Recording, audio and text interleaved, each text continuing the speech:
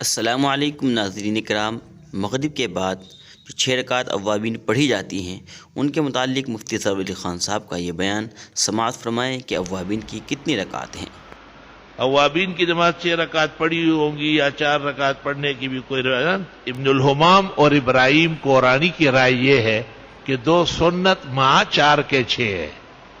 بعض اوقات علماء اس پر عمل کر لیتے ہیں، لیکن منحت الخالق علی البحر الرائق میں ابن عابدین شامی نے لکھا ہے سوا رکعتي المغرب، مغرب کی 2 رکعتوں کے علاوہ 6 ہے۔ یہی مفتابی ہے اور یہی پسندیدہ ہے، جمہور کے نزدیک یہی افضل ہے کہ 2 سنت مغرب کے بعد 6 مزید پڑھی جائے، بلکہ ترمذی شریف کی روایت میں 20 پڑھی جائے، کبھی کبھی 20 بھی پڑھا کرے تاکہ 6 کی ہمت قائم رہے۔ چند مسائل بتا کر عنوان فرمائیں۔ مغرب کے بعد اوابین کی تعداد 6 ہے یا 20؟ کم از کم 6، زیادہ سے زیادہ 20۔ سنت موقدہ کے ساتھ ہے یا پھر سنت کے علاوہ؟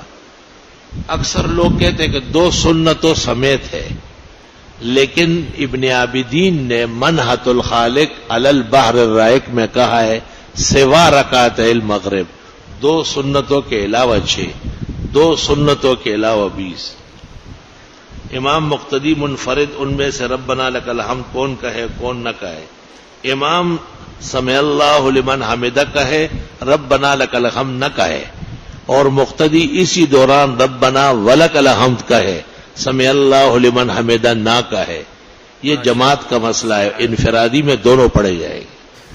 ویڈیو کو زیادہ سے زیادہ شیئر کریں اور چینل کو سبسکرائب ضرور کر دیں۔ جزاک اللہ۔